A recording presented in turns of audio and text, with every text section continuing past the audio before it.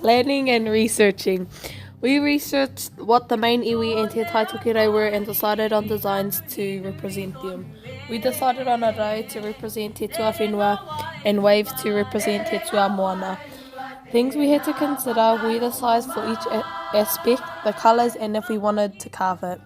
In our original plan we had wanted to carve the top of the po, but we decided to just paint it instead.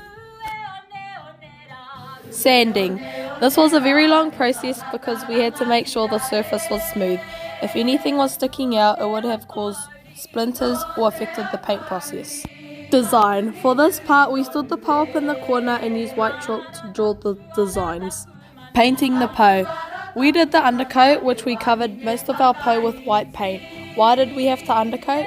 We had to undercoat with white paint so that we could have a thicker base rather than having to add more coats of paint. We also needed an undercoat because the paint on our po would have more durability. Installing the po. It was a very easy and short process because we had a lot of support from the whānau that had come to help.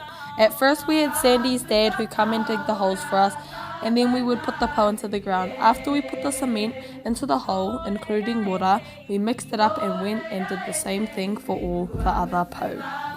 Unveiling the po. Unveiling the po felt like forever. We had some of Taumarere's school come and so did the kaiarahi from last year. We had karakia for each po and had a whakanua with the school and the manuhiri.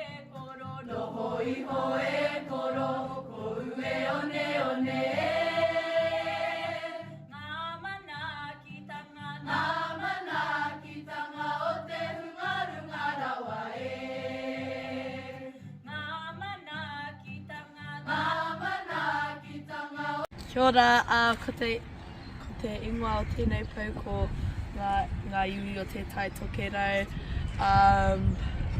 Ki raro i te pou ko ngā tai timu me ngā tai pari. Ko te whakamaramatanga mo tēnei ko ngā iwi e tatana ki te moana. Te whakamanaotanga tēnei i a Tangaroa. I wanganu ko te ngāhere me te whenua. Paying homage to ngā iwi tua whenua. He whakamanaotanga tēnei i a papa tuanuku me tāne mahuta.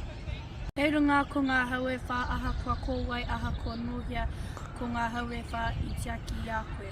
E whakamanoa te tanga tēnei I a rangi nui rā ko tāwhiri mātia.